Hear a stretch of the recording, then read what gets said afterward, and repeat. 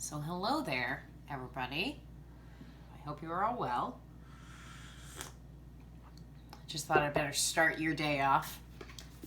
If you start your day with these videos with a nice long sip of tea.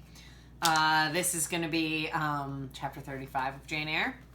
We're so close.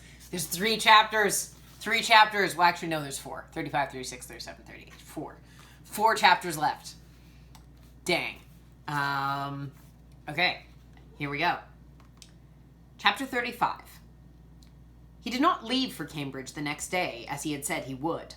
He deferred his departure a whole week, and during that time he made me feel what severe punishment a good yet stern, a conscientious yet implacable man can inflict on one who has offended him. Without one overt act of hostility, one upbraiding word, he contrived to impress me momently with the conviction that I was put beyond the pale of his favor.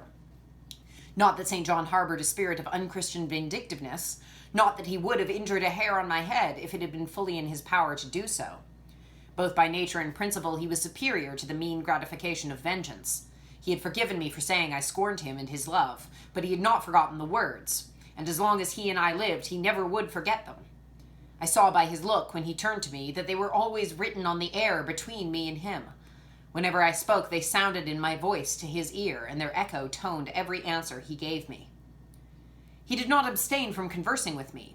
He even called me as usual each morning to join him at his desk, and I fear the corrupt man within him had a pleasure unimparted to and unshared by the pure Christian, in evincing with what skill he could, while acting and speaking apparently just as usual, extract from every deed and every phrase the spirit of interest and approval which had formerly communicated a certain austere charm to his language and manner. To me he was in reality become no longer flesh, but marble. His eye was a cold, bright blue gem, his tongue a speaking instrument, nothing more. All this was torture to me, refined, lingering torture. It kept up a slow fire of indignation and a trembling trouble of grief which harassed and crushed me altogether. I felt how, if I were his wife, this good man, pure as the deep sunless source, could soon kill me, without drawing from my veins a single drop of blood, or receiving on his own crystal conscience the faintest stain of a crime. Especially I felt this when I made any attempt to propitiate him. No ruth met my ruth. He experienced no suffering from estrangement, no yearning after reconciliation. And though more than once my fast-falling tears blistered the page over which we both bent, they produced no more effect on him than if his heart had been really a matter of stone or metal. To his sisters, meantime, he was somewhat kinder than usual, as if afraid that mere coldness would not sufficiently convince me how completely I was banished and banned. He added the force of contrast, and this I am sure he did not by malice, but on principle. The night before he left home, happening to see him walking in the garden about sunset, and remembering, as I looked at him, that this man, alienated as he now was, had once saved my life, and that we were near relations, I was moved to make a last attempt to regain his friendship. I went out and approached him as he stood leaning over the little gate. I spoke to the point at once. St. John, I am unhappy because you are still angry with me. Let us be friends. I hope we are friends, was the unmoved reply, while he still watched the rising of the moon, which he had been contemplating as I approached. No, St. John, we are not friends as we were. You know that. Are we not? That is wrong. For my part, I wish you no ill and all good. I believe you, St. John, for I am sure you are incapable of wishing anyone ill. But as I am your kinswoman, I should desire somewhat more of affection than that sort of general philanthropy you extend to mere strangers. Of course, he said. Your wish is reasonable, and I am far from regarding you as a stranger. This, spoken in a cool, tranquil tone, was mortifying and baffling enough. Had I attended to the suggestions of pride and ire, I should immediately have left him, but something worked within me more strongly than those feelings could. I deeply venerated my cousin's talent and principle. His friendship was of value to me. To lose it tried me severely. I would not so soon relinquish the attempt to reconquer it.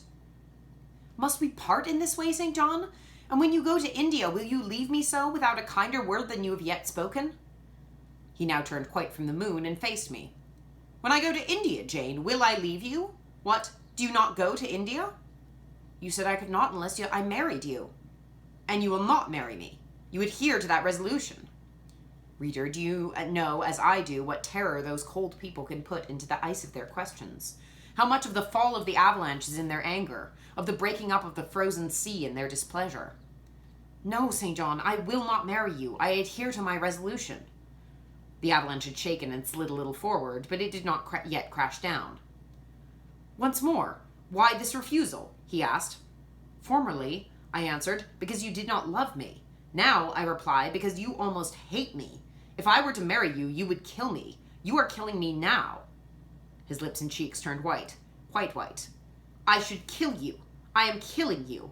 Your words are such as ought not to be used. Violent, unfeminine, and untrue. They betray an unfortunate state of mind. They merit severe reproof. They would seem inexcusable, but that it is the duty of man to forgive his fellow even until 70 and 7 times. I'd finished the business now. While earnestly wishing to erase from his mind the trace of my former offense, I had stamped on that tenacious surface another and far deeper impression. I had burnt it in. Now you will indeed hate me, I said. It is useless to attempt to conciliate you. I say I have made an internal enemy of you. A fresh wrong did these words inflict, the worse because they touched on the truth. That bloodless lip quivered to a temporary spasm. I knew the steely ire I had whetted. I was heart-wrung. You utterly misinterpret my words, I said, at once seizing his hand. I have no intention to grieve or pain you. Indeed, I have not. Most bitterly he smiled. Most decidedly he withdrew his hand from mine. And now you recall your promise and will not go to India at all, I presume, said he, after a considerable pause. Yes, I will. As your assistant, I answered. A very long silence succeeded. What struggle there was in him between nature and grace in this interval, I cannot tell. Only singular gleams scintillated in his eyes, and strange shadows passed over his face. He spoke at last. I before proved to you the absurdity of a single woman of your age proposing to accompany abroad a single man of mine. I proved it to you in such terms as, I should have thought, would have prevented your ever again alluding to the plan. That you have done so, I regret, for your sake. I interrupted him. Anything like a tangible reproach gave me courage at once. Keep to common sense, St. John. You're verging on nonsense. You pretend to be shocked by what I've said. You're not really shocked, for with your superior mind, you cannot either be so dull or so conceited as to misunderstand my meaning. I say again, I will be your curate, if you like, but never your wife. Again he turned lividly pale, but as before controlled his passion perfectly. He answered emphatically but calmly. A female curate who is not my wife would never suit me. With me, then, it seems, you cannot go. But if you are sincere in your offer, I will, while in town, speak to a married missionary whose wife needs a coadjutor. Your own fortune will make you independent of the society's aid, and thus you may still be spared the dishonor of breaking your promise and deserting the band you engaged to join. Now I never had, as the reader knows, either given any formal promise or entered into any engagement, and this language was much too hard and much too despotic for the occasion. I replied, There is no dishonor, no breach of promise, no desertion in the case. I am not under the slightest obligation to go to India, especially with strangers. With you I would have ventured much, because I admire, confide in, and as a sister I love you. But I am convinced that to go when and with whom I would, I should not live long in that climate. Ah, you're afraid of yourself, he said, curling his lip. I am. God did not give me my life to throw away, and to do as you wish me would, I begin to think, be almost equivalent to committing suicide. Moreover, before I definitively resolve on quitting England, I will know for certain whether I cannot be of greater use by remaining in it than by leaving it. What do you mean? It would be fruitless to attempt to explain, but there is a point on which I have long endured painful doubt, and I can go nowhere till by some means that doubt is removed. I know where your heart turns to and what it clings. That interest you cherish is lawless and unconsecrated. Long since you ought to have crushed it. Now you should blush to allude to it. You think of Mr. Rochester. It was true. I confessed it by silence. Are you going to seek Mr. Rochester? I must find out what is become of him. It remains for me, then, he said, to remember you in my prayers and to entreat God for you in all earnestness that you may not indeed become a castaway. I thought I recognized in you one of the chosen. But God sees not as man sees. His will be done. He opened the gate, passed through it, and strayed down the glen. He was soon out of sight. On re-entering the parlor, I found Diana standing at the window, looking very thoughtful. Diana was a great deal taller than I. She put her hand on my shoulder and, stooping, examined my face. Jane, she said, you are always agitated and pale now. I'm sure there is something the matter. Tell me what business St. John and you have on hands. I watched you this half hour from the window. You must forgive my being such a spy, but for a long time I have fancied I hardly know what. St. John is such a strange being." She paused. I did not speak. Soon she resumed. "That brother of mine cherishes peculiar views of some sort respecting you, I'm sure. He's long distinguished you by a notice and interest he never showed to anyone else. To what end? I wish he loved you. Does he, Jane?" I put her cool hand to my hot forehead. "No, Di, not one whit." "Then why does he follow you so with his eyes and get you so frequently alone with him and keep you continually at his side? Mary and I had both concluded that he wished you to marry him." "He does. He's asked me to be his wife." Diana clapped her hands. "That is just what we hoped and thought. And you will marry him, Jane, won't you? And then he will stay in England." "Far from that, Diana. His sole idea in proposing to me is to procure a fitting fellow laborer in his Indian toils." "What? He wishes you to go to India?" "Yes." "Madness!" she exclaimed. "You will not live 3 months there, I'm certain. You never shall go. You've not consented, have you, Jane?" "I have refused to marry him." "And have consequently displeased him," she suggested. "Deeply. He'll never forgive me, yet I fear. Yet I offered to accompany him as his sister." "It was frantic folly to do so, Jane. Think of the task you undertook. One of incessant fatigue, where fatigue kills even the strong, and you are weak. St. John, you know him, would urge you to do impossibilities. With him there would be no permission to rest during the hot hours, and unfortunately I've noticed whatever he exacts, you force yourself to perform. I'm astonished you found courage to refuse his hand. You do not love him, then, Jane?" "Not as a husband. Yet he is a handsome fellow. And I'm so plain, you see, Di. We should never suit." "Plain? You? Not at all. You're much too pretty, as well as too good, to be grilled alive in Calcutta." And again she earnestly conjured me to give up all thoughts of going out with her brother. "I must indeed," I said, "for when I just now repeated my offer of serving him for a deacon, he expressed himself shocked at my want of decency. He seemed to think I had committed an impropriety in proposing to accompany him unmarried, as if I had not from the first hoped to find in him a brother and habitually regarded him as such." "What makes you say he does not love you, Jane?" "You should hear himself on the subject. He has again and again explained that it is not himself, but his office he wishes to mate. He's told me I am formed for labor, not for love, which is true, no doubt. But in my opinion, if I'm not formed for love, it follows I'm not formed for marriage. Would it not be strange, Di, to be chained for life to a man who regarded one but as a useful tool? Insupportable, unnatural, out of the question. And then, I continued, though I have only sisterly affection for him now, yet if forced to be his wife, I can imagine the possibility of conceiving an inevitable, strange, torturing kind of love for him, because he's so talented, and there's often a certain heroic grandeur in his look, manner, and conversation. In that case, my lot would become unspeakably wretched. He would not want me to love him, and if I showed the feeling, he would make me sensible that it was a superfluity, unrequired by him, unbecoming in me. I know he would." "And yet St. John is a good man," said Diana. "He is a good and great man, but he forgets pitilessly the feelings and claims of little people in pursuing his own views. It is better, therefore, for the insignificant to keep out of his way, lest in his progress he should trample them down. Here he comes. I will leave you, Diana." And I hastened upstairs as I saw him entering the garden. But I was forced to meet him again at supper. During that meal he appeared just as composed as usual. I thought he would hardly speak to me, and I was certain he had given up the pursuit of his matrimonial scheme. The sequel showed I was mistaken on both points. He addressed me precisely in his ordinary manner, or what had of late been his ordinary manner, once scrupulously polite. No doubt he had invoked the help of the Holy Spirit to subdue the anger I had roused in him, and now believed he'd forgiven me once more. For the evening reading before prayers, he selected the 21st chapter of Revelation. It was at all times pleasant to listen while from his lips fell the words of the Bible. Never did his fine voice sound at once so sweet and full. Never did his manner become so impressive in its noble simplicity as when he delivered the oracles of God. And tonight that voice took a more solemn tone, that manner a more thrilling meaning, as he sat in the midst of his household circle, the May moon shining in through the uncurtained window and rendering almost unnecessary the light of the candle on the table. As he sat there, bending over the great old Bible and described from its page the vision of the new heaven and the new earth, told how God would come to dwell with men, how he would wipe away all tears from their eyes and promised that there should be no more death, neither sorrow nor crying, nor any more pain, because the former things were passed away. The succeeding words thrilled me strangely as he spoke them. especially as I felt by the slight indescribable alteration in sound that in uttering them his eye had turned on me. He that overcometh shall inherit all things, and I will be his God, and he shall be my son. But, was slowly, distinctly read, the fearful, the unbelieving, etc., shall have their part in the lake which burneth with fire and brimstone, which is the second death. Henceforth I knew what fate John feared for me.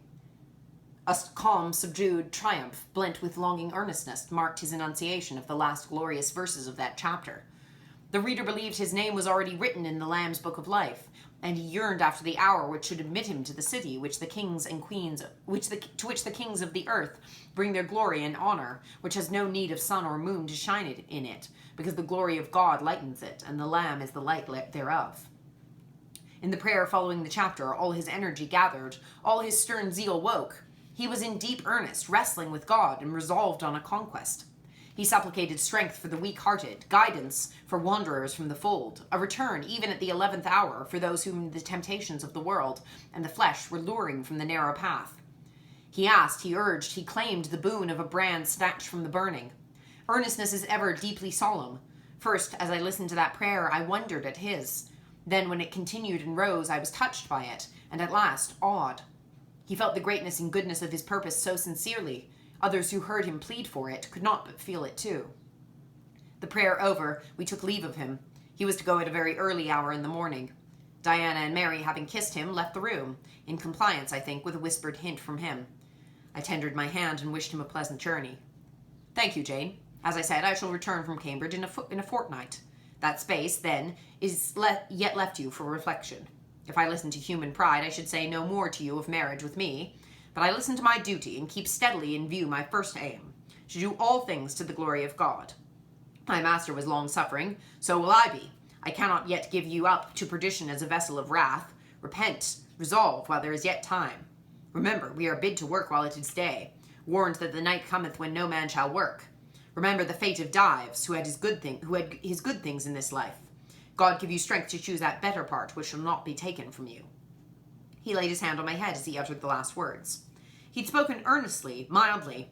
His look was not, indeed, that of a lover beholding his mistress, but it was that of a pastor recalling his wandering sheep, or better, of a guardian angel watching the soul for which he is responsible.